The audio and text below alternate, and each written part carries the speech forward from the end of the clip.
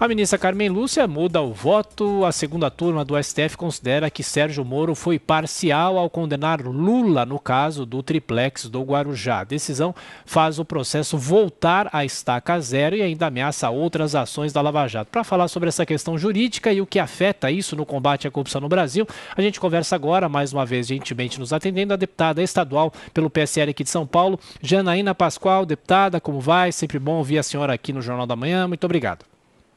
Bom dia, honra minha poder participar. Cumprimento toda a equipe Jovem Pan, as pessoas que nos acompanham, desejando saúde, fé, né, que a situação está muito difícil para o nosso país e, em especial, para São Paulo.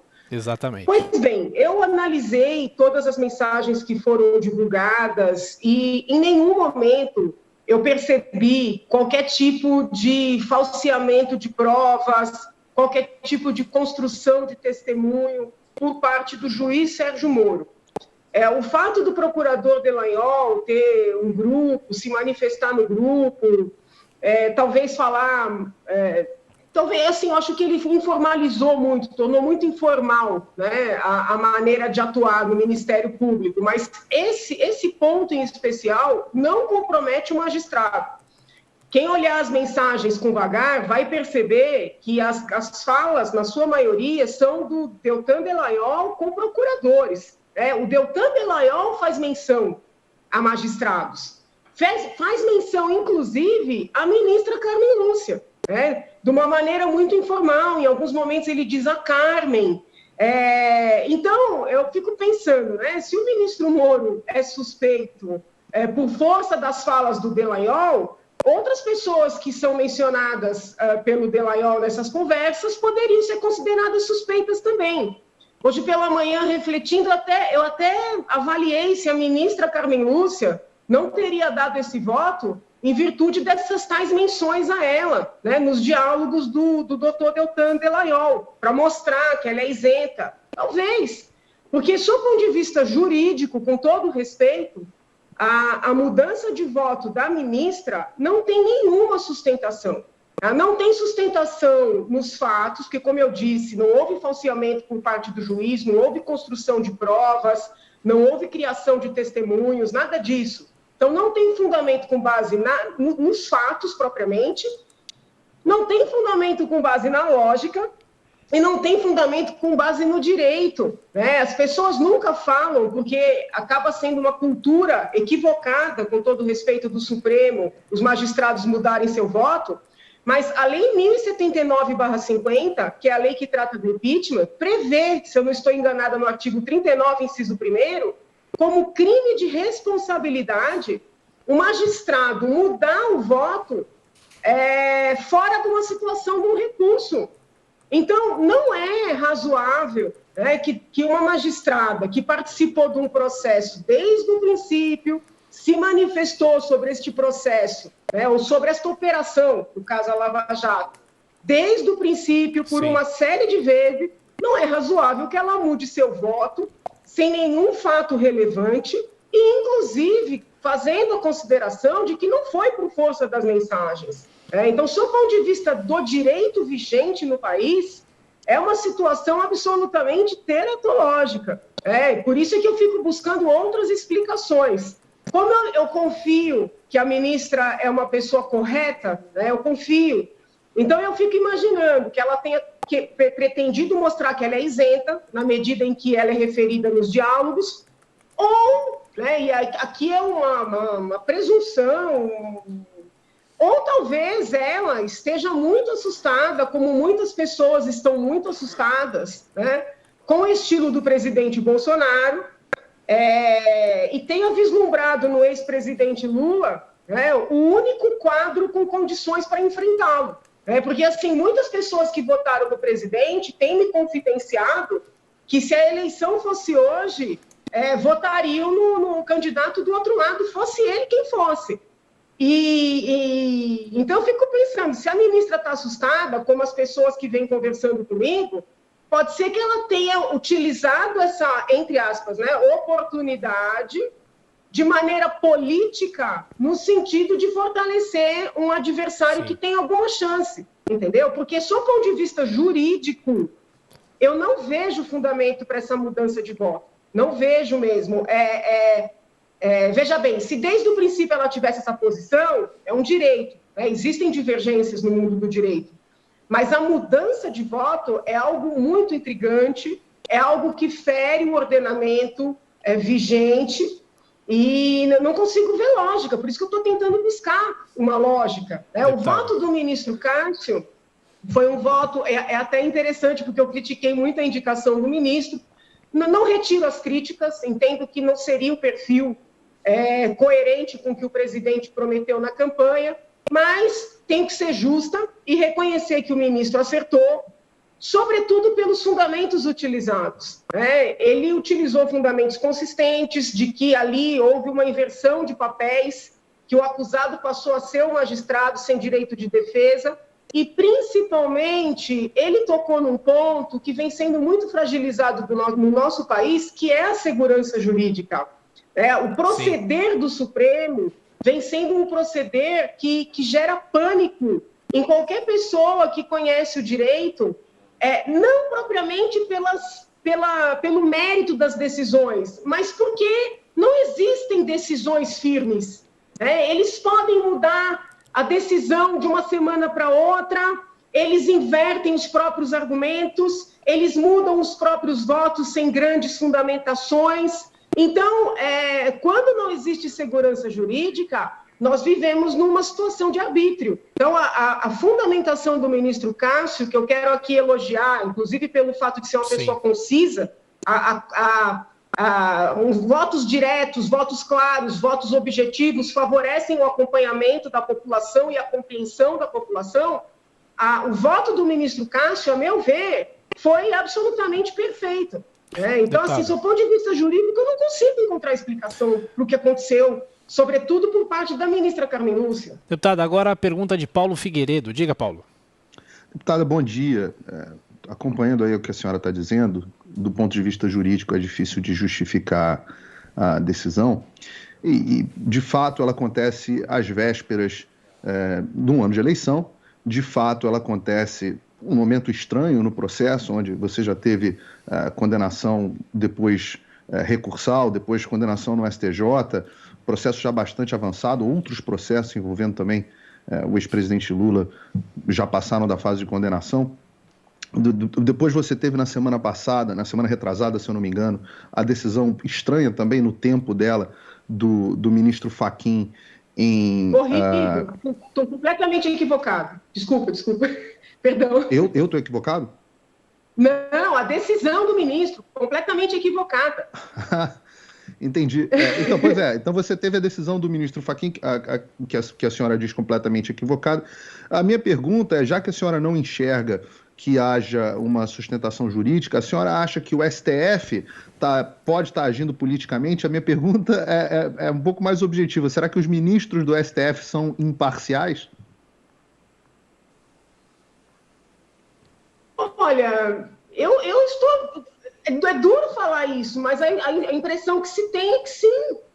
Porque se um magistrado da Suprema Corte não consegue ter convicção do seu próprio voto, né, e isso nós assistimos primeiro com o ministro Fachin, que, sob ponto de vista processual, né, cometeu uma heresia, vamos dizer assim, porque ele anulou 4 processos inteiros, 4 processos perfeitos, transitados, né, em julgado, em sede de embargos de declaração, assim, interpostos no HC, isso não existe. E ele, de certa forma, derrubou todas as manifestações que ele mesmo deu no âmbito dessa operação. Então, isso é parcialidade. Ainda que se busque uma causa nobre, ele queria poupar o Sérgio Moro, o ex-ministro, queria poupar o procurador Deltan da exposição que eles estão sofrendo agora, né, com esse debate em torno da suspeição. Mas, desculpa, né, uma Suprema Corte não tem que ficar avaliando fins e meios, entendeu? Uma Suprema Corte tem que trabalhar com a Constituição Federal, com o direito. Então, ali, o ministro Fachin já fez uma escolha que não foi jurídica. a gente pode utilizar o adjetivo político, não não com o significado de político partidário ou político ideológico, mas por uma finalidade outra que não a do direito, né? E ontem a ministra Carmen, né, eu não consigo ainda ter certeza dos motivos, fez igual, num contexto diferente, mas fez igual, porque ela já tinha se manifestado, as mensagens já eram conhecidas, né, já estavam na imprensa. Então, o que aconteceu? E a população não recebe nenhuma satisfação? Então, o mal que esse tipo de situação causa primeiro, de tirar a confiança da população, a esperança da população, algo muito grave, que eu que sou professora de Direito, né, e acompanho o pessoal que está entrando nessas carreiras, Ministério Público, magistratura, polícias, tirar o respeito desses profissionais pelas próprias instituições e desestimulá-los de bem cumprir o seu papel, entendem? Então, assim, o que está acontecendo é muito grave. E não adianta a ministra dizer, essa decisão é apenas para este caso concreto. Porque as outras defesas, os outros acusados e investigados, têm direito de pleitear tratamento equivalente, entendeu? Então, assim, esse tipo de decisão, ele tem um impacto muito maior do que aquele que o ministro ou a ministra anuncia no momento que está dando voto. Então, assim, por exemplo, a verve, né, do ministro Gilmar com relação ao ex-ministro Moro também indica uma certa parcialidade, sabe?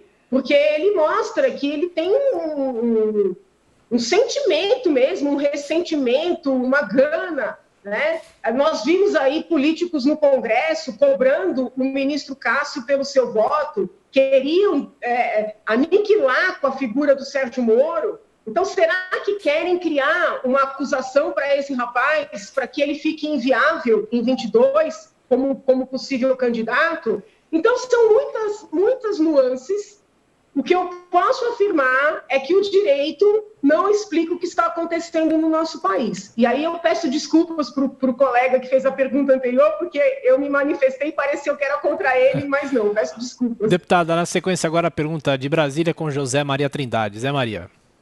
Antes da minha pergunta, deputado, só duas colocações. A primeira é que, ironicamente, essas mensagens do Telegram, essas mensagens roubadas, elas não estão nos autos.